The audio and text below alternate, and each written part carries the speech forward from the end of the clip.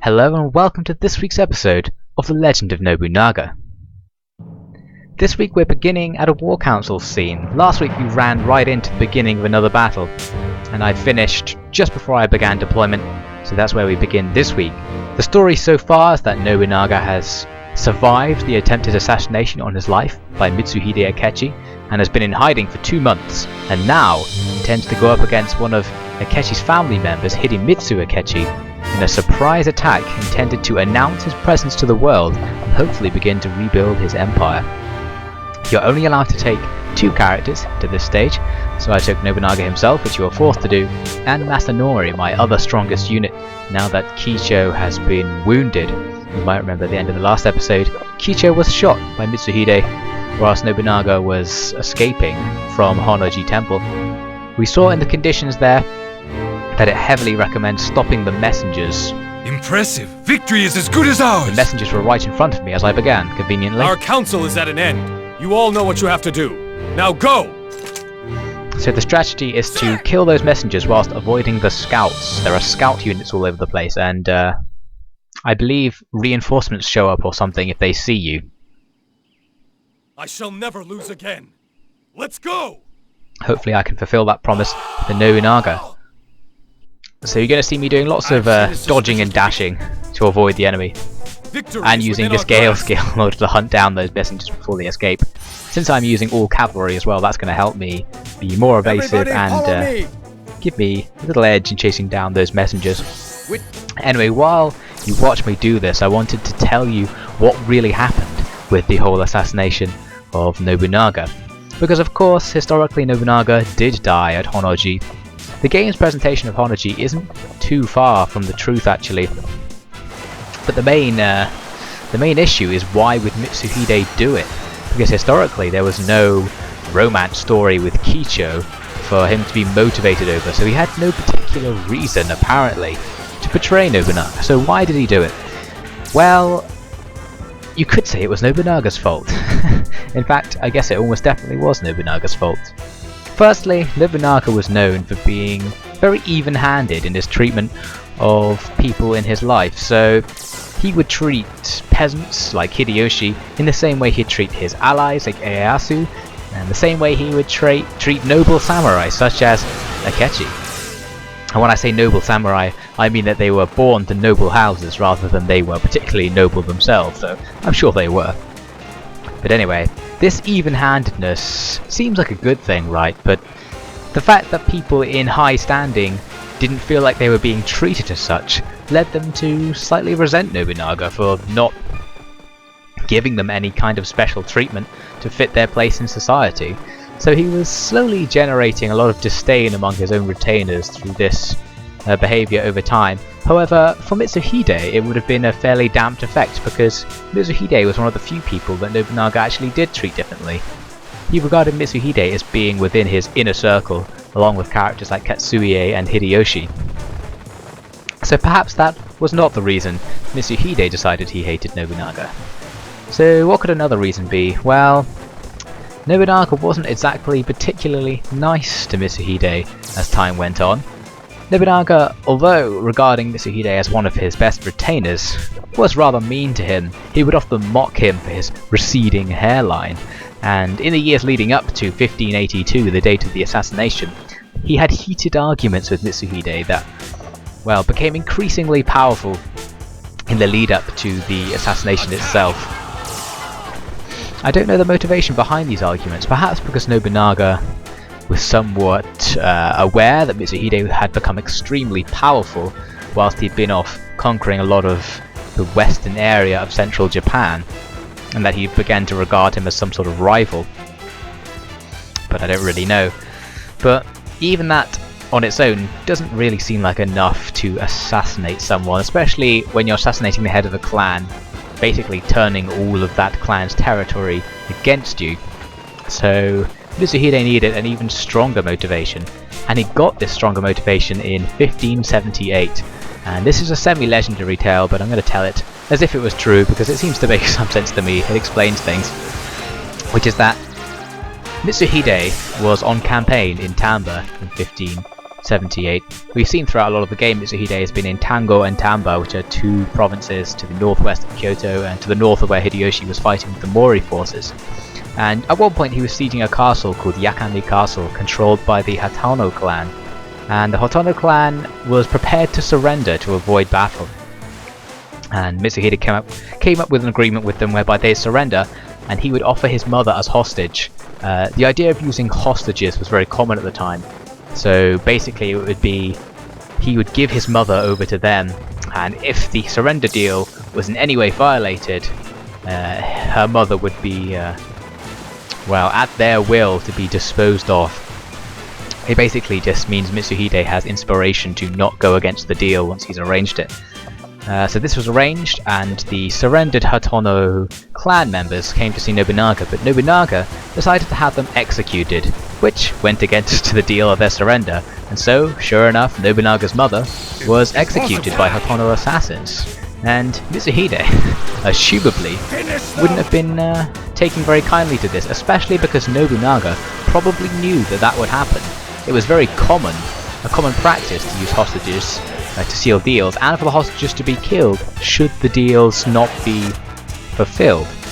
So he must have known when he executed them that this was going to have a slightly negative effect on the health of Mitsuhide's mother.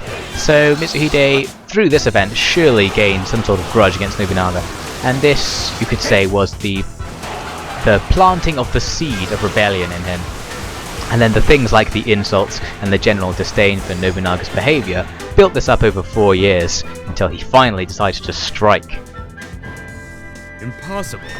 My skills are second to none. So there goes Hidemitsu. Hidemitsu actually died in a slightly different way historically. He was killed by Hideyoshi, I guess you could say, not directly but indirectly. I think I'll talk about that during the next stage, because we're going to run right into another stage here in Legend of Nobunaga, and I'll show you what happens there. And once we're in, I'm going to talk a little bit more about the events around the assassination and exactly what happened to Mitsuhide afterwards, because I hinted at him only being in power for a few weeks. I'm going to explain what happened.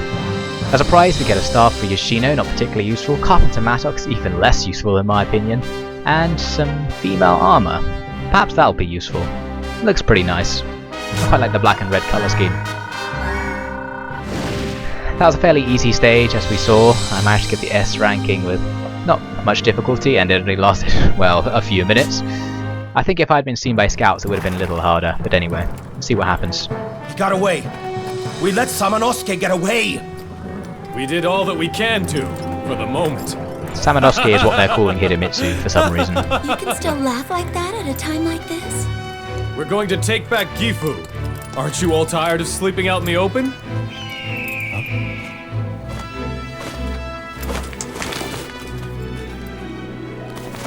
What is it? Kicho is in danger. So Nobunaga has decided to take back Gifu, his characteristic stronghold. The Nobunaga forces, comprised of Nagayoshi Mori from Oumi and Nagahide Niwa from Osaka, successfully defeated Hidemitsu Samanosuke Akechi at Mino's Sekigahara.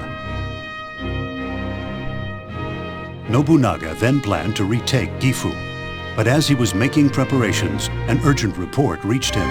Kicho's condition had taken a turn for the worse. Dear, this doesn't sound good. Recapturing Gifu Castle. Gifu was actually in the command of one of Nobunaga's sons at this time, and that would prove very important in the events after the death of Nobunaga, but I'll talk about that another time. I couldn't face the truth. I did not want to lose either one of you. I understand. You are a freely flying butterfly. But I have finally caught you. Lord Nobunaga, those dreams you had of death, have they stopped? Yes. And it's thanks to you. I'm glad. Kicho! Don't die! You can't die. You're my highest level character. Well, I think Masanori's a higher level now, actually. Maybe I should just wish that he survives because she's a wonderful woman. She did save Nobunaga's life with her little brooch after all.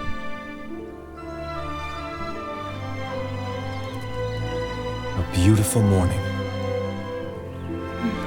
Lord Nobunaga.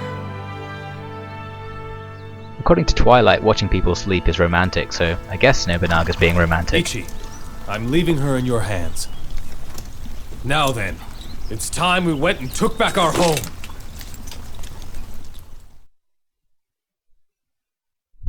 Right, let's go and deal with Gifu then. I wonder what Nobunaga's plan is to take it back. All right, let's begin. We have plans to make. According to the scouts, this is what we face. So let's see what sort of stage has been created for the recapturing of Gifu. We shall win if we defeat Mitsuhide's advisor, Toshimitsu Saito. Ah, Toshimitsu Saito. He was referenced Our scouts said that very Toshimitsu briefly is in the an main earlier tower. episode. Mitsuhide told us that he had become We one of will his use the retainers. darkness to hide our advance and set fire to this area. We must move quickly to avoid being caught in the flames. So for some reason we plan to burn Gifu down. Fair enough. This brings back memories. We have to hurry and retake our home. Good idea. That's why we're here, right? My lord, it is time to deploy. I believe the idea of having a fire attack is somewhat inspired by a fire attack on Azuchi Castle, which took place historically. I guess I'll talk about that in the story of what happened after Nobunaga's death, which we'll get into once the stage begins. Let's have a look at the stage itself here, though. You can see that we've got all these castle walls to negotiate, which are covered in palisades and cannons. So this is going to be a slight issue because it's going to make it very difficult to advance because the cannons knock your units out of formation constantly, so they can't move very easily. Plus the palisades are going to lock them in position, so the cannons can just target them easily. So we're going to have a few issues with that. In order to counter this, I decided to go for an all-cavalry force, taking Takadora Todo with mounted bows and Masanori with his cav. The tip is to beware of the cannons. Well, that's not a very useful tip. I'm aware that they're there, but it doesn't stop them killing me. You can see I give quick orders to go and check for items behind the start position. Impressive. Victory is as good as ours. Nagihide likes that plan. Our council is over. Blow the horns. We ride to war soon.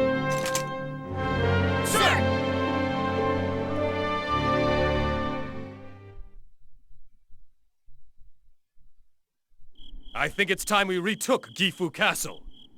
Forward! Go get 'em, boys. So, while I look for items and defeat the enemy units hanging around outside the castle, allow me to begin the story of what really happened when Nobunaga was killed in 1582. The game is pretty accurate in that he did die at Honnoji. He was with just a few personal guards, including Ranmaru Mori, as was shown in the game in fact, and he died either by suicide or by fire. When Mitsuhide's troops arrived at the temple, it's not known whether they burned down the temple as part of their offensive, or whether Nobunaga, seeing them approach, realized he wouldn't be able to escape them and decided to set fire to the temple in order to stop them finding his body. But either way, he perishes at Honnoji, along with Ranmaru, who was the only person with him when he died. Ranmaru was his page boy and would often follow him round. I think Ranmaru was very young at this time. He was probably still a teenager when he committed suicide along with Nobunaga Oda deep in the center of Honnoji. That all was burned to death, unfortunately. But anyway, what was Nobunaga doing in Honnoji? This is an interesting question because it's kind of strange. It actually said so in the game that he was heading west to help Hideyoshi fighting the Mori forces. But what the game doesn't mention is that the historical reason for him going to Hideyoshi was because Hideyoshi had come up with this little plan whereby he would give all of the credit for defeating the Mori clan to Nobunaga, because Hideyoshi had realized he was going to win in his campaign against Mori, Mori being the greatest other clan in Japan. And he knew that his fame would rocket after he won this campaign. and that the other Oda officers would be intensely jealous and distrustful of him, especially because he was not of noble birth. He was a peasant who had risen up through the ranks due to Nobunaga's tolerance of such people, and basically he knew he would not be liked with all the other retainers were he to single-handedly defeat the Mori clan. So he decided to fake a dangerous situation and call to Nobunaga for reinforcements so that Nobunaga could take some of the credit when he arrived and took command. So that's why Nobunaga was travelling west.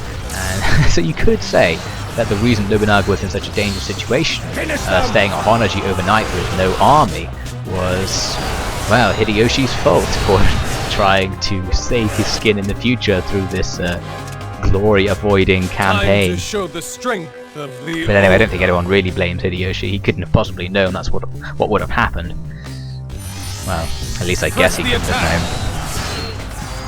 known. Anyway, one thing to mention is that along with Nobunaga, his oldest son Nobutada died simultaneously. And this is what I mentioned about Azuchi Castle.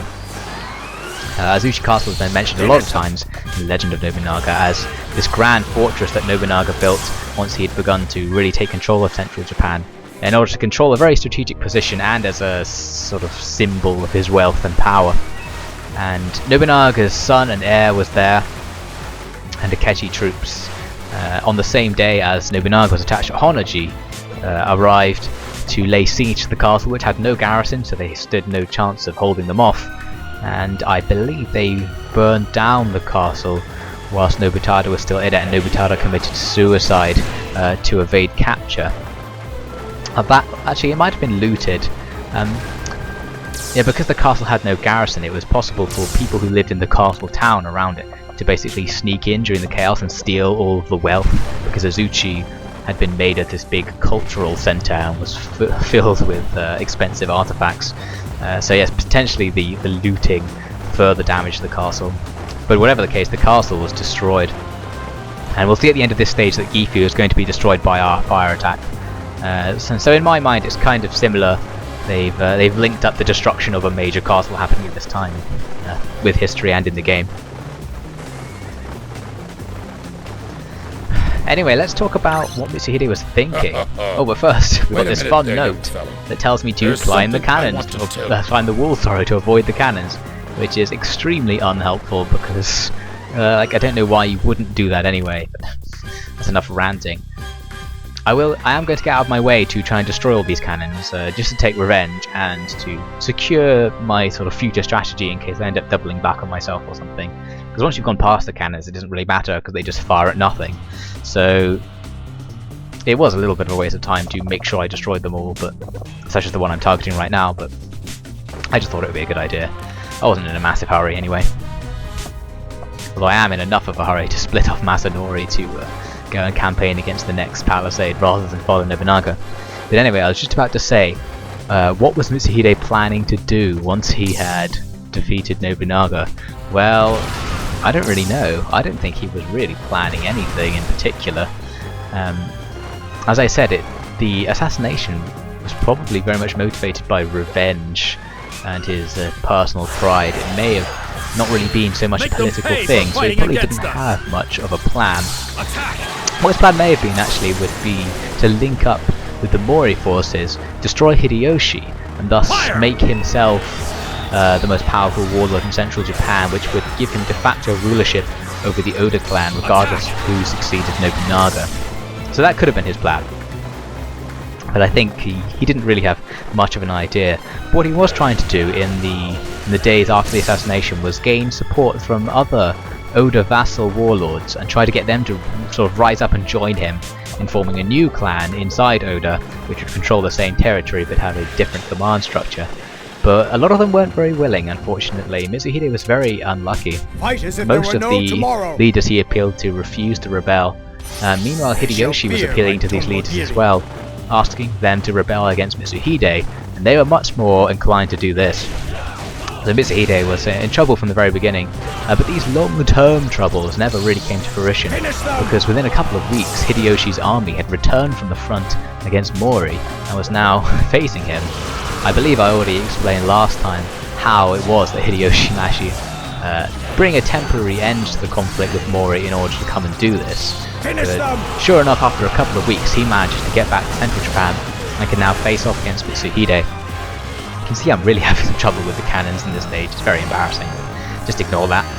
Anyway, Hideyoshi is basically in a position to give battle with Mitsuhide very rapidly after Mitsuhide takes power. So Mitsuhide hasn't really had time to build a power base or gather an army.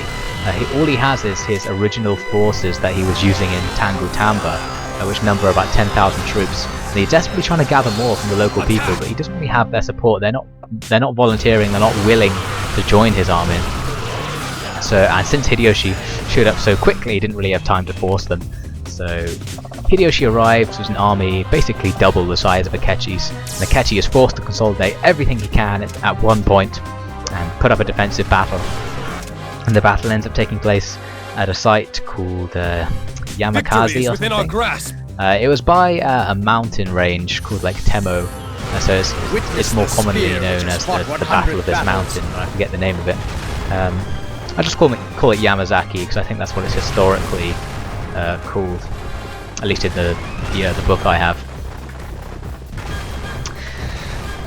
Yes, what can I say about this battle? It was a rather short battle. Hideyoshi had a very large advantage, and Akechi perhaps from the very beginning knew he was in trouble. Akechi deployed his forces on one side of a river in order to create these little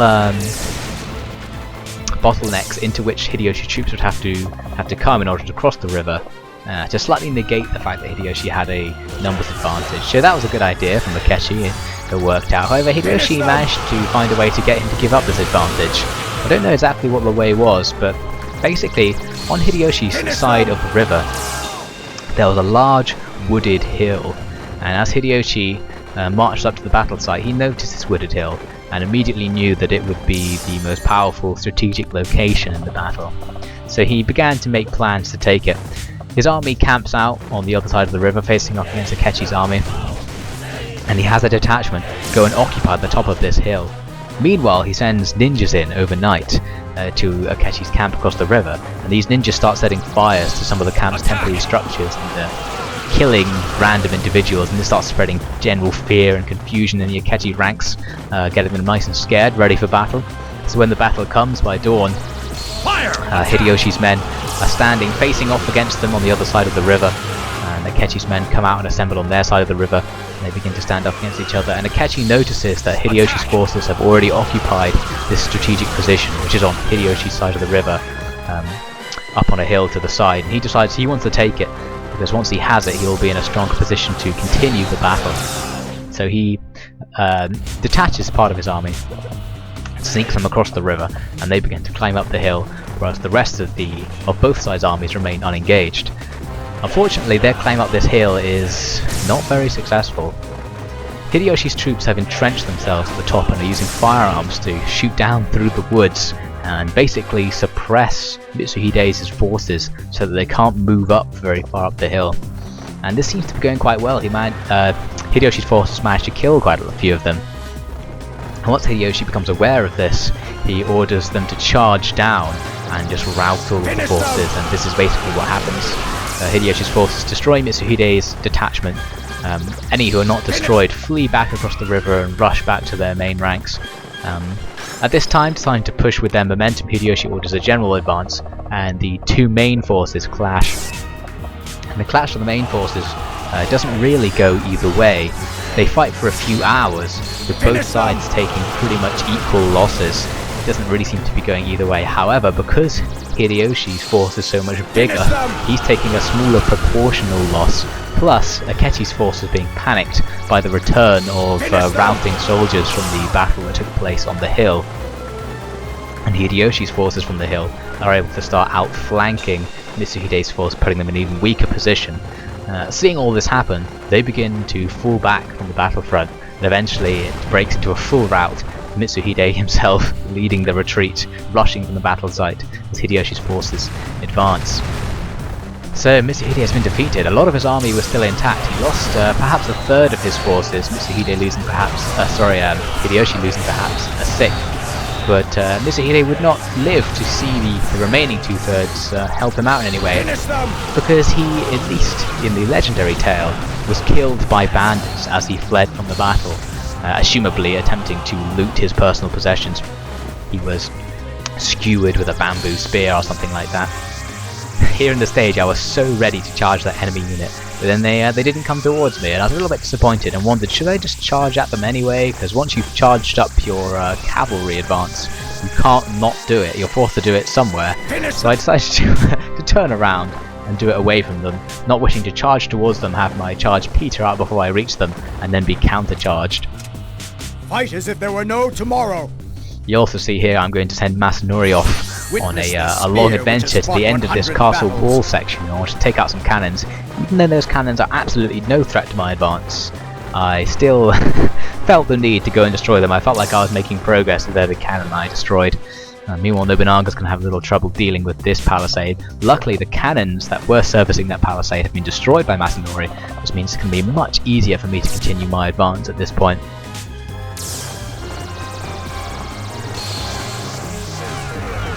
Ooh, one thing I should mention about the Battle of Yamazaki was that the unit which held the strategic position up on the hill was led by a guy called Kanbei Kuroda, who was one of Hideyoshi's best strategists. And I mention him because he was shown last week in the cutscene of Hideyoshi learning of Nobunaga's supposed death, and he was just kind of standing there and he said an odd line or two. I just wanted to mention him because the game doesn't explain who he is. He's basically a fairly famous tactician for the Oda forces, who was working with Hideyoshi's army and was probably very helpful in Hideyoshi's army being so successful. I think he makes a slightly stronger appearance in the game from now on. But yes, he was in command of the detached section of Hideyoshi's army at the Battle of Yamazaki. That was quite an impressive maneuver. Attack! Nobunaga actually has quite a lot of trouble getting along this palisade because the rifle units behind it start bombarding me. However, I'm helped out quite a lot by the fact that one of the enemy units behind the palisade retreats away from it and decides not to engage me through the palisade, which I don't know why it does that. I think it may have been a glitch in the AI. You can see on the battle map there's a unit to the west of my position which had just retreated from the palisade and just stands there, not getting involved in the fighting. And this gives me enough of a break from the fire in order to start breaking through the palisade. Meanwhile, I'm still waiting for Masanori to return from his jaunt off defeating the cannons, but when he does get back, he's going to be able to swing round one of the routes on the west side and come and link up to Nobunaga, so he can do a combined assault on the central area of the castle.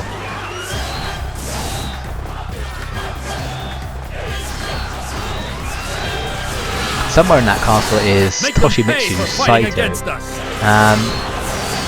And I said earlier I was going to say how he died. He basically, I think he died at the Battle of Yamazaki, or at least very soon after the Battle of Yamazaki, when Hideyoshi's agents were hunting down Akechi supporters.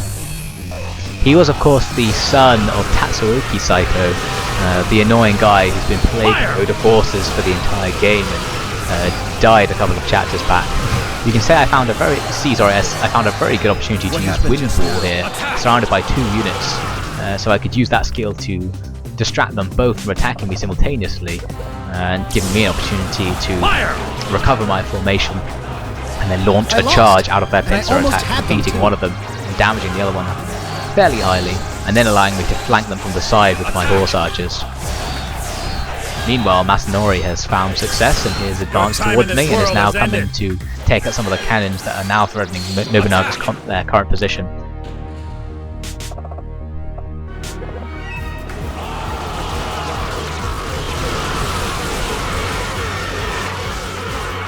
Maybe I should say something about the cannons, because it was kind of annoying me in this level that there were so many cannons, they were so effective. I was kind of thinking to myself, like, this isn't very realistic, there shouldn't be cannons. Basically because, oh dear, look at this right now, I advanced forward too quickly before Masanori had finished off the cannons on the wall, and Nobunaga suddenly takes a massive amount of damage, not very nice. I have to switch back to Masanori and tell him to actually finish them. For some reason I ordered him just to go and stand next to them rather than attack them, which wasn't the best idea. The cannons shown in the game are probably about the right size for what they would have been historically. Because they were, after all, cannons in Japan, but they weren't used particularly widely or used particularly often. I guess the Japanese had had access to firearms in their most basic sense since the 1200s, because they had regular interactions with China, and China had basically worked out things like bombards, fireworks, and basic cannons around this time, so Japan sort of imported them. So they were aware of hand cannons, but they weren't really used very much until after the Battle of Nagashino. In fact, it was Nobunaga Oda who ordered the forging of the first real cannons in Japan in 1575, just after the Battle of Nagashino, so he was perhaps inspired by seeing how effective gunpowder was at Nagashino to invest more heavily in gunpowder by constructing these very large, very expensive cannons. They would have been not particularly large cannons, perhaps equivalent to 9-pounders in Western cannons, if that means anything to you. But yes, it does mean that any appearance of cannons before 1575 in the game is a slightly wishful, perhaps a little bit fallacious. Although it wasn't completely uncommon for people in Japan to steal cannons from Portuguese trade ships and then set them up on battlefields. So they were basically looted cannons most of the time. You can see here I've just somehow set fire to Gifu Castle. It doesn't explain how it happens, it's just miraculously on fire all of a sudden. And now the time limit in the bottom right hand corner has suddenly dropped to 5 minutes, so I've only got 5 minutes to complete the rest of the level, which means I have to move fairly quickly, and in fact I'm almost going to be caught off guard by how quickly this time limit goes down. There's not so much to do though. All I have to do is break through a couple of gates and reach the centre of the castle where Toshimitsu is just standing around kind of just waiting for me. There's an Akechi officer here who was so confused by the fire attack that he just allows me to just charge through him with Nobunaga. Oh, and with Masanori in fact. But then Nobunaga, the AI sets up a charge, so oh god, I have both my units charging into each other. Nobunaga's one wins out and destroys Masanori's formation. And that's not going to do well for my score. Hopefully I'll get a good score anyway. What was I saying? I was just mentioning about the looted cannons. One other thing that was looted from ships quite a lot were swivel cannons. At least I think they're called swivel cannons or swivel guns. Perhaps if you've seen some pirate films like Pirates of the Caribbean, you'll know what these are. They would have been on top decks of ships. On the side there would be little guns, perhaps a couple of feet long, sitting in a little bracket in which it could swivel around and have a wide arc of fire, and it'd be used for close range combat when two ships are right next to each other. You could just stuff loads of little bits of metal in the end of your swivel cannon, really quickly aim it in the vague direction of the enemy's ship, and fire it, and a big sea of metal shards would just kill everyone on the deck. They're extremely effective and extremely deadly, so you can see why Japanese warriors must have seen them and decided to steal them slightly, and they basically took them off Portuguese ships that they had captured or had bought, or maybe they just stole them, I don't know, and they would often put them on fortifications like on the castles, because just as they worked well in stopping enemy boarding raids on board ships, they were perfectly good for stopping enemy assaults on a castle wall. 3 minutes to go. I'm now breaking into the enemy's central areas. You can see there's a little node in this area I'm in now, off at the top left, which I was so sure would contain an item. I'm going to be very disappointed to find it doesn't. This stage actually had very few items on it, considering it was a giant stage. I think only one in fact, or at least I only found only one. Potentially I didn't look everywhere, but I think I looked most places. Although some of my units did traverse large sections of the map under AI control, so they might have walked past items without me seeing them, which is unfortunate. A big thing comes at the bottom saying time remaining 3 minutes, and I was starting to get a little bit worried, thinking like, oh, I could actually fail this level if I'm not fast enough, so I decided to send Nobunaga to look for that item, and Masanori off to go and flank the enemy's main chamber. The flanking direction doesn't have a gatehouse, which means he can get in faster. However, I believe there's an enemy unit there which is going to slow him down. Whereas Nobunaga, now he's looked in this area, seen that there's nothing, he's going to have to break through this gate and then attempt to defeat enemy units inside. I think, I'm not 100% sure, but I think Gifu Castle on this map is set up exactly the same as Inuyama Castle, the castle that Gifu was originally. In the legend, I believe we burned down Inuyama Castle, didn't we? I can't quite remember. Or was that in history?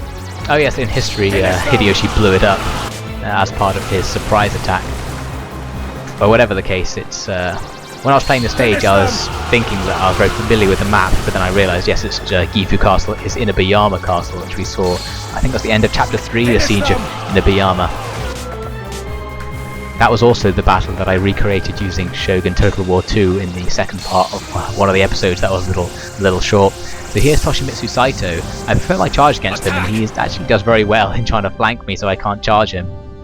Nobunaga, your head belongs to Toshimitsu now!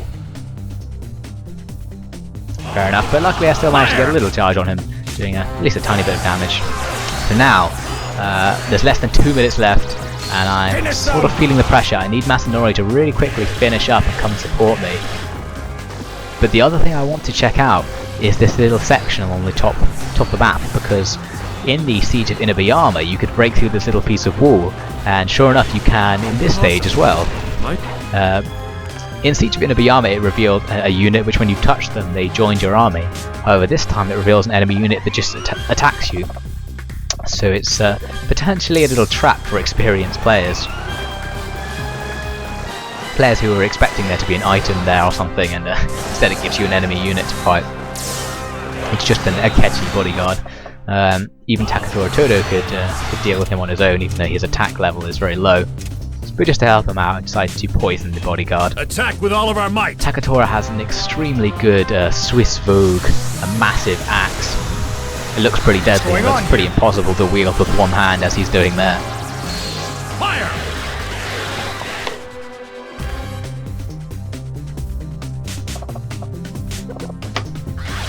I sent my reinforcements with Masanori to take out the bodyguard because you get a higher score for defeating as many enemy units as possible. But unfortunately, just as he arrived, it's too late.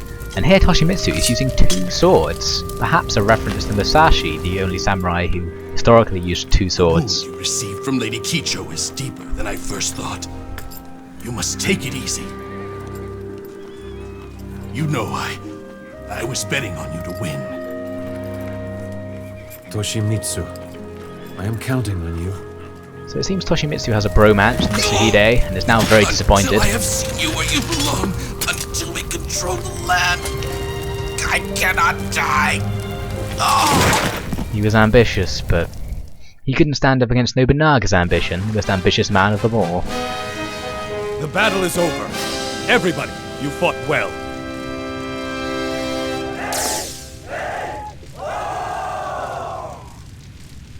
So there we go, let's find out what sort of score I got. Not bad, managed to get the S rank, so we're going to see the prizes we get. Lots of gold for winning that level. I guess because we burned the castle down, we looted it as well. Ame no Murakamu Tsurugi, a pretty cool sword for Nobunaga. Cut scale armor, the armor that Saito was wearing just now, I think. Crystal Juzu, changes faster all round. I think that just makes you learn skills faster or something. And mounted Saiga rifles, which I think I might already have. I have lots of mounted rifle units that I never ever use, unfortunately. Especially lots of the same one, the mounted Nogoro rifles you get all the time from minor battles. And Nobunaga learned Comet, which I still haven't tried out. I think it summons a meteor to destroy enemy units, which sounds pretty useful. I'm gonna have to find a way to use it. Here. I never thought you'd burn it down. Maybe I should have expected it. Well, maybe I went just a little too far. Nobunaga's having a roof party with the ladies. I want to hurry and see the surprise on Kicho's face. So we start again, from the very beginning. Kicho, surprise, I burned down your home castle. My Lord Nobunaga! There's Kanbei on the I'll right, be at your side Kanbei soon. Kuroda. If Lord Nobunaga had really died, this one might actually have taken his place. Koraku there, referencing what happened historically. Hideyoshi did essentially take Nobunaga's place through a series of battles for succession, which I believe I'll try and talk about in the next chapter. And here is that next chapter, chapter 11, Counterattack. So we're going to have some non-historical battles obviously, because Nobunaga's not dead, so it's going to have to make up a new storyline. So since I won't be able to tell you about the historical battles, I'll try and tell you about how Hideyoshi came to rule Oda territory. The Oda army retook Gifu, killing Toshimitsu Saito in the process. Having regained his base at Mino and Owari, Nobunaga made plans to gather his forces from throughout the land. At that time, the Shibata army was surrounded at Echizen by Uesugi troops. Tokugawa was faced off against Hojo at Fuji, and the forces of Hashiba had left Awaji by sea and landed at Ise. Apart from the Hashiba thing, the rest of it's Elsewhere, pretty accurate. Mitsuhide had gained control of the capital. There he was joined by the forces of the shogun, Yoshiaki, and those of Teramoto Mori. His plan was to conquer the land. So the game decides that he did have a plan after the assassination, and it was indeed to ally with Mori and Yoshiaki to conquer the land. Leave me. Lord. So Mitsuhide has once again restored the shogunate. So he lived. But he's going to be using him as a puppet shogun, I believe. Dying there. He'll feel me at his throat. Slowly, slowly choking his life away. And he is still determined to kill Nobunaga. Probably because he stole his girlfriend. Does it really matter? Come, you must not worry. Right, Master Mori? Certainly. The Kanto lords have finally acknowledged our authority. Shimazu and Chosokabe have agreed to throw their support behind the shogunate. So, all we need to do now is strengthen our military base. And then we are ready to... Not enough! We have already lost Toshimitsu Saito. We must chain the cub before it becomes a full-grown lion. You know, you worry too much. I will do it alone if I must. My men and I shall head into battle. Mitsuhide! Not you too. I had hoped you would respect the honor of the shogun. You are no different from Nobunaga. One who betrays must expect betrayal. Is that what you're saying?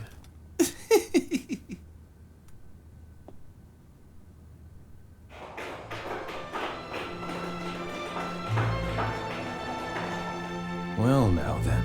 Monkey is at Ise. Lucky Bum should be dead. Forgive me, my lord, but it isn't luck. It's purpose and will. Will, is it?